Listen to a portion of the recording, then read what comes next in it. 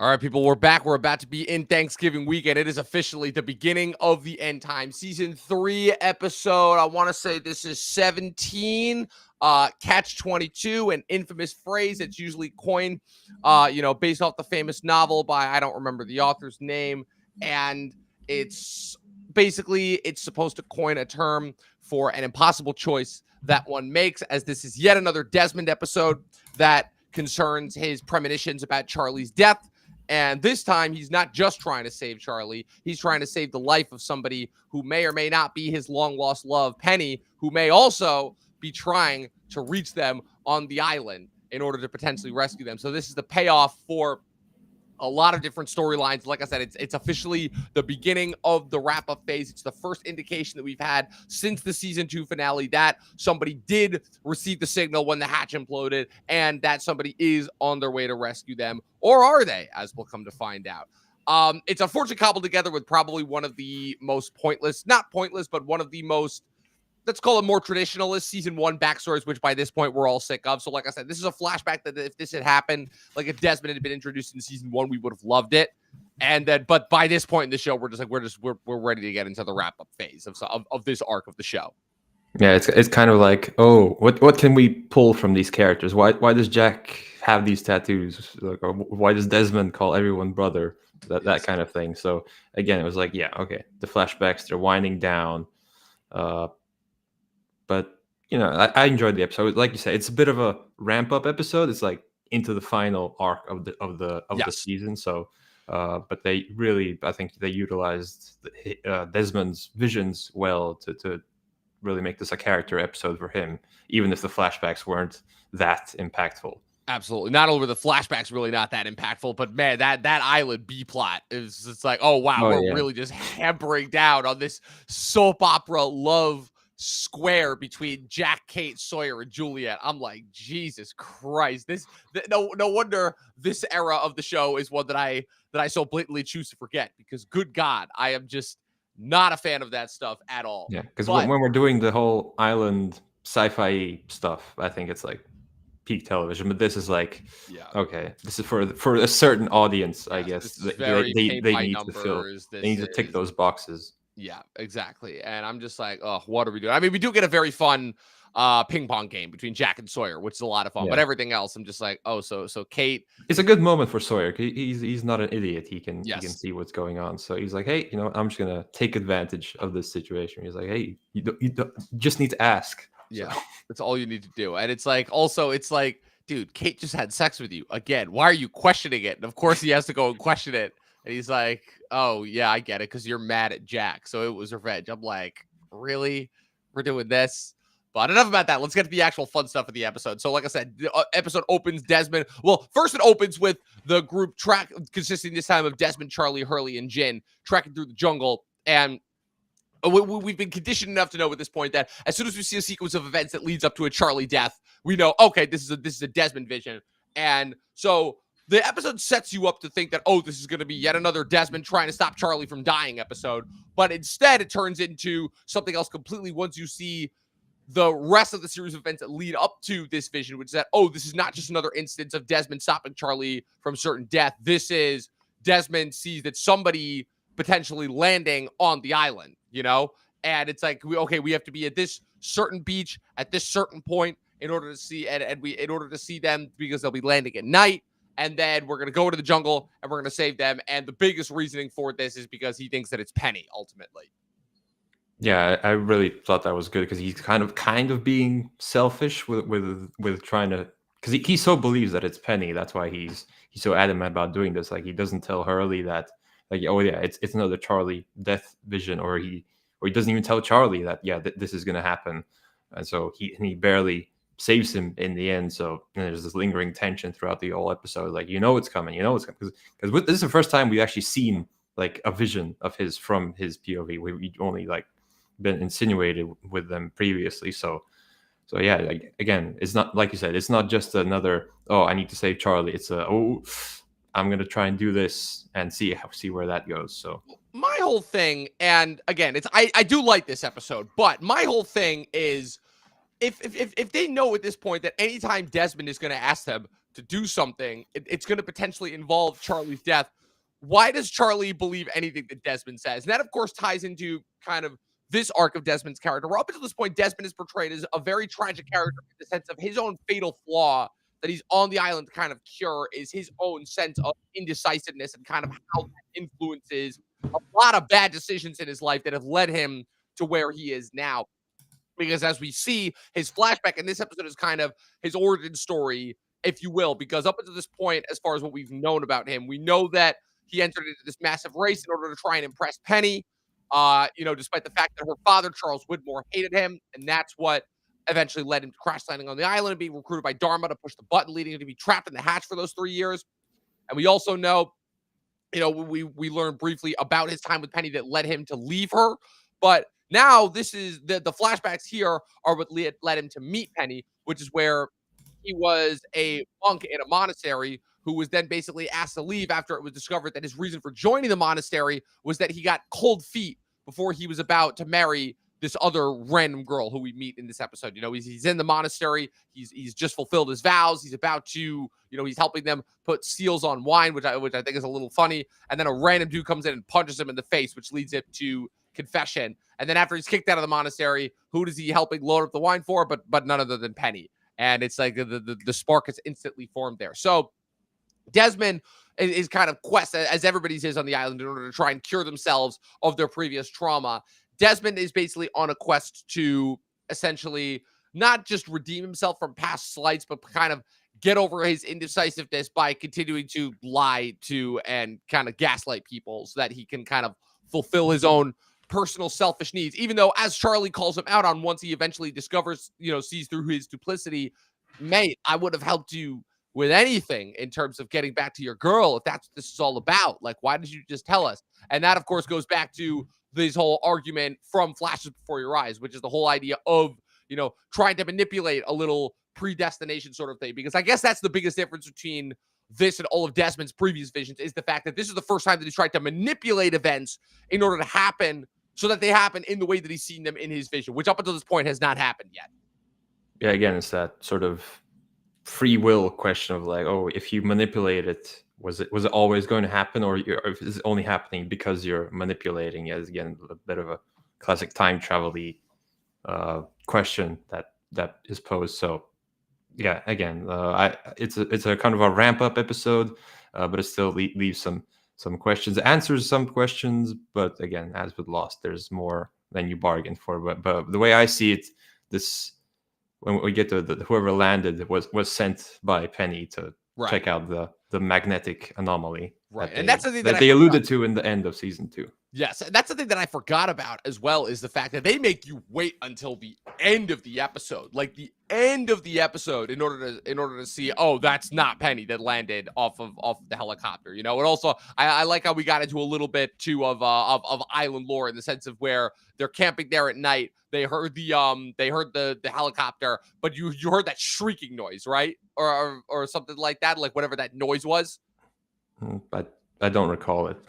Well, so it's when they're all camping at the beach at night, right? And they first hear the helicopter coming by, and they see the beacon, the blinking red light landing somewhere on the island. And you heard that shrieking noise, right? When Charlie's like, or Hurley or somebody is like, is that what a helicopter is supposed to sound like? And Desmond's like, no, because it's very clearly crashing against whatever sort of barrier is surrounding the island and protecting it. Oh, I thought that was like the helicopter failing or something. But I guess if it's something more specific, then entering some sort of barrier. Yeah, it's the barrier of whatever is protecting the island and preventing it from outside detection. So there is that. And also, and like I said, more of that's going to be explored next season, because another reason why I love season 4 so much is because season 4 is probably the one that gets the closest to exploring the mechanics of the island, if you will. The other thing too, also, and also just a fun detail, is them all whistling the tune from the bridge on the River Kwai as they're marching on the beach. I thought that was just a fun little tidbit there. But real quick, I wanted to have a quick conversation with you about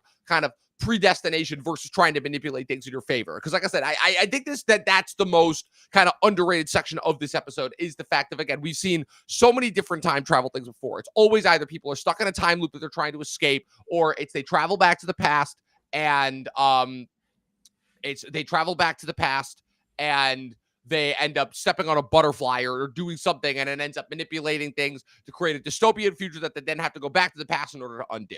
And those are pretty much your two structures as far as any sort of time travel goes. But Lost is really interesting because for the longest time, the criticism against any sort of time travel story, anything with Lost, is that it tries to have its cake and eat it too. But if anything, I would say Lost is probably the most influential, especially when it came to the MCU about 10 years later, when, infamously in Endgame, they basically use time travel as a way to introduce the multiverse, in the sense of where, like, oh, anything that we do in the past is not necessarily going to affect the future because it's just going to create an entirely new timeline independent of ours. I'm like, oh, so you're just creating new universes via time travel. So that's kind of what's interesting, because I feel like all of that starts here, in the sense of where Desmond, yes, is seeing futures, but however, it's futures that he has been able to prevent, because up until this point, it's just been a device that has been used to protect Charlie from imminent death up until this point. And also, another fun tidbit that I learned upon reading Lost Back to the Island is that originally, before he asked to be written off the show, Echo's plot, this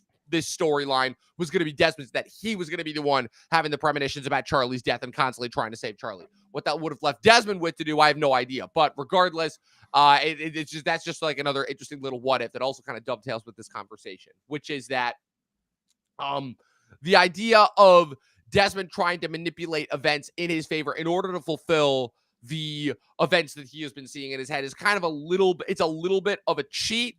But it also, I feel like, it's kind of a way of him trying to break what it is that Eloise Hawking told him all the way back in Flash Before Your Eyes, which is that no matter what you do to try and change the future, it's always going to reset. It's always going to happen, just maybe not the way that you thought originally. And that's kind of what we're seeing here, where Desmond is fully aware of the fact that anything that he does is ultimately not going to stop Charlie from dying, because he can stop Charlie from dying umpteen times, but it doesn't mean that it's not going to happen. And so I feel like this is kind of his way of, again, something that Lost was very guilty of, but was able to make work most of the time, which is having their cake and eating it too, which is where he's going to try and manipulate events in their favor, but he's also not going to make sure that Charlie doesn't die, because as they see, once he recognizes, the Superman versus the Flash, speed conversation, and it's raining as they're in the jungle, and he realizes, oh shit, and he notices Russo's trap. And he manages to knock Charlie out of the way right before the arrow goes into his throat, as the Vision was foretelling him. So it's a lot of interesting things that this episode is playing with. And it's the stuff that I wish that they had dove into more. And luckily, again, in Lost, continued, I think, very good learning its lessons from previous episodes. It's this sort of stuff that the show is going to go into more, kind of leave more of the dumb soap opera love triangle stuff behind in the past. Yeah, time travel is probably like my single favorite like trope in anything. So I've seen many different interpretations of it. I'm enjoying Lost's, and I guess we'll see where it goes in the future. I think they're definitely alluding to this future vision, this like that one mention of like Hurley and Saeed in like season 2 or something. They're like, I don't wonder where it's coming from. It could be anywhere or any time. They threw that in, like probably not knowing if they would.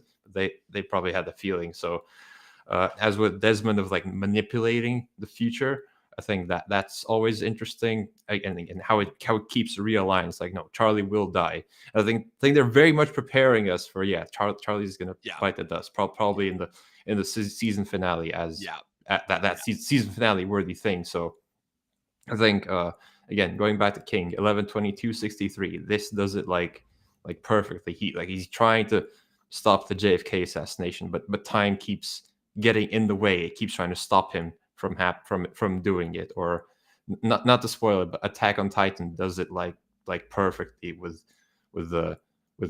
loops and things, or Dune, where Paul Atreides, he sees the future, he tries to stop it, but by trying to stop it, he only causes it. So again, these many routes that you can go to, especially with the future vision thing. Like you can keep trying, but you can't mess with time. It's like this all-powerful force. Exactly. Ultimately, it's funny because I've constantly classified it as just something that we invented in order to, basically place a mathematical equation on the decay process, which in the real world, in our reality, it is, but authors and writers' abilities to manipulate that device to our what's it called, in order to befit all different kinds of storytelling, exploring past versions and future versions of yourself as a way of like exploring self and identity. It never ceases to amaze me, and especially in this show. And it brings us all the way to the ending where, again, they've gone through all the rigmarole, all the steps. Hurley found the line. They saw the flashing beacon. It started raining. He saved Charlie from imminent death. They managed to get the pilot down off the tree, and they pull off the helmet. It's not Penny. It's somebody else entirely, but this person knows who Desmond is. Cut to credits. I'm like, okay, so we're, to quote Doctor Strange, we're in the end game now. Like, you can tell, like, okay, whoever it is that has been searching for the island since that explosion went off, they have found us. And while the survivors are overjoyed for right now, being like, oh my God, we've been on this island for God only knows how long. We're finally going to be rescued. It's not that simple. It's not it never that is simple. with Lost. As in Lost, it is never that simple. It is never that simple. Speaking of things that are not simple, Pluribus, episode 4, entitled Please Carol. I think a vast improvement over last week's episode. And also probably the most insight that we got into Carol as a character easily, because in last week's episode, we were getting, we only got that brief snapshot of her and Helen going to vacation in Iceland. But this time we basically got, oh no. So not only was she a lesbian who basically channeled, her lesbianism into, not so veiled, very attractive space Vikings essentially in all of her characters, but she was sent to a lesbian conversion camp by her mom, which all of a sudden explains why she is the most crotchety, like kind of fiercely independent and very, very much anti being embraced by the hive mind that we've seen up until this point. Not to mention the fact that this is probably the first time that we've seen Carol start to undergo potential methods and techniques to potentially fight back against the hive mind by testing a very, very, very strong truth serum. I forgot which was. It's like a sodium dipentanol, something like that, on Zosha, to the point where it causes her to go into a cardiac arrest. And we also got a very entertaining cameo from the actual mayor of Albuquerque, which I thought was hysterical. And also, once again, just proving that Gilligan is the absolute best in the biz. Very, very, very good episode. What did you think of this episode? Yeah, if last week was kind of a slow down episode, this is okay, let's get the plot going again. Let's have the character try and solve the problem. Like, of course, she's not going to accomplish it, but she's going to start trying. Because we start the episode, she's just driving a cop car. That's just a fun thing you would do. I'm realizing like this is like the exploration of that. Okay, what if you were the only person in the world? Like, sort of like, what would you do? Yeah, you'd drive a cop car. Why the hell not? And then she gets into the scheming of the, hey, what if I drug one of them? Will they? Because she tested on herself first, right? And then she films herself. Yeah, she films doing herself. all this wacky stuff. And also, again, just Reyes Seahorn calling Zosha fuckable is like, how that's not like one of the most mean moments of a TV show so far this year. I have no idea. It really goes to show just the awful, awful state that we're in. That like, wow, something that actually deserves to be memed like that is not. It's just it's tragic. It's truly tragic. Yeah, but then at the end, you do get a sense of that. Like, yeah, she kind of cares for this Zosha character. Like, oh, she put her into cardiac arrest, and now she's gonna let the others. It's too much. Has fried my brain. I know. Okay? I know. Like, It's so everything's others. Now we're basically doing island. it twice for this show. It's insane. So yeah, it ends on that note. I guess what I'm waiting for is like, when is the hive gonna snap? Like they keep tolerating Carol. So I'm thinking that's gonna reach some sort of limit. Yeah, and because there's no way she can't keep antagonizing them and poking them at them like this, specifically through Zosha, before they like respond. Because like she already requested a grenade. She was already testing like what kind of heavy weaponry she could get from them. She caused Zosha to go into cardiac arrest. Fun fact also, apparently, supposedly, the person who was performing CPR on Zosha at the end was supposedly the same person who was performing CPR on Bob Odenkirk when he had his heart attack while filming Better Call Saul Season 6. I don't know if that's true or if that's just a rumor, but either way, I'm like, this is getting a little bit too close to home as far as that goes. But yeah, like it's brilliant. It's complete brilliance. And this truly has been like my favorite show to recap week to week so far. I know because Eli and I were doing The Boys and House of the Dragon last year, and that was fun. But this is just a whole new level. This is a television show. It's not a cinematic thing as a show. It's a proper show. So. Yes. I was thinking about this, like Lost. It couldn't be anything except a show. It's true. Like if it were a series of books, you just wouldn't have that many characters. That's just impossible to keep track. If there's a movie, it'd be too short. You couldn't explore anything. So a show is like just that perfect medium. It's perfect medium halfway spot. And I was thinking, and again, I know I said this last week, but I love that Villigan is willing to make us wait and not give us just dump everything on us. Like after probably two of the greatest pilot and setup episodes I've seen probably since Lost. I know that it was only technically one pilot, but like the fact that they dropped the first two episodes at once, it really does serve as like a 1-2 punch. So probably the greatest pilot drop since Lost. And again, it's perfect that we're recapping this in tandem with Lost, because in terms of being yet another show that's clearly heavily influenced by it, but very much doing its own thing. Because again, Gilligan is kind of a sci-fi OG because he worked on the X-Files, which predated Lost. That's kind of like the Lost prior to Lost. Just, that was kind of stuck in the form of a procedural, so it couldn't really, like, X-Files pulled off some bonkers episodes from what I heard for 90s network TV. So that's a show that I'm definitely gonna get into. I'm in season 1 of that. It's very, very me-core. It's like, we're just doing sci-fi shit every week. It's great. Yeah. Like some of it's very ridiculous. There's like a space ghost. Of course, it's 90s network TV. There's a man with stretchy limbs that can fit into like tiny holes. So it's like anything goes. Yeah, truly. It's sounding very Blacklist-esque. So, but yeah, so either way, I'm excited for what happens next with Pluribus, and I'm very, very excited to keep recapping it. And unfortunately, I'm not as excited for what I'm reviewing next with Gal Balaban, but it's priorities. So certain things have to be told to the people so that they can have some idea of what they're getting into. But that was this week's recap of Lost and Pluribus. Make sure you guys keep coming back every week as we get closer and closer to the end of the year. We're almost done. We only have 5 episodes left of season 3. And be sure to buy your Talkin' TV merch. That's right. It's official. We have it. The merch store is up and ready. We have products that are ready to be displayed. I'm going to be ordering a bunch more samples. So for anybody who wants to get their Talkin' TV sweatshirts, their Talkin' TV mugs, their Talkin' TV, their Talkin' TV bucket hats, their Talkin' TV tie-dye shirts, Talkin' TV stainless steel water bottles. I sound like Mel Brooks from Spaceballs, but that's perfect because that's the greatest form of advertising I've ever seen in a movie for an advertising line that they never made. It's great. So buy your Talkin' TV stuff. It's all at the link in the bio, in the description. I'll make sure that I put it there after this video is done. And Luke, where can the good people follow you on the interwebs? They can follow me at Luke Reviews on YouTube, but most importantly here at Talkin' TV, because we got Stranger Things this week, which feels like 3.5 years. So yeah, truly, literally the end of an era. It's bonkers to me. It's absolutely bonkers. And I'm like, oh my god, these kids are like just fully functioning adults. It's insane.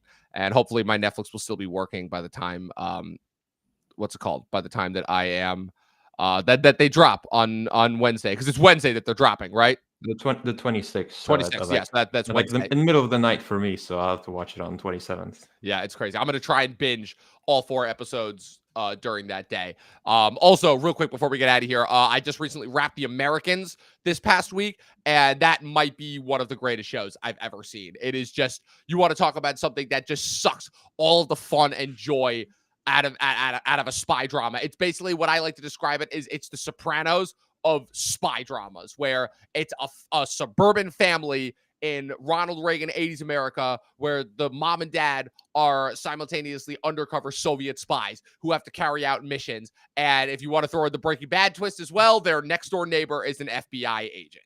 And enough said there. I wrapped it. Yeah. It had probably the most gut-wrenching finale that I've seen since Breaking Bad, and it was just chef's kiss. I highly recommend that if people are looking for like an old show to really, really get into, because that finale on my list for a bit. And I love the Cold War. So yeah, oh man, this show probably explores Cold War politics in the most brutally honest way that I've ever seen in anything. So yeah, very, very, very highly recommend. And you guys can follow me with everything going on at Movie Nerd Reviews across all platforms, at Official Talkin' TV Podcast across all platforms. Be sure to check out the Talkin' TV merch store at the link in the description, and be sure to tune in to me and Gall in our conversation about Wicked for Good next get lost. We'll see you guys next time.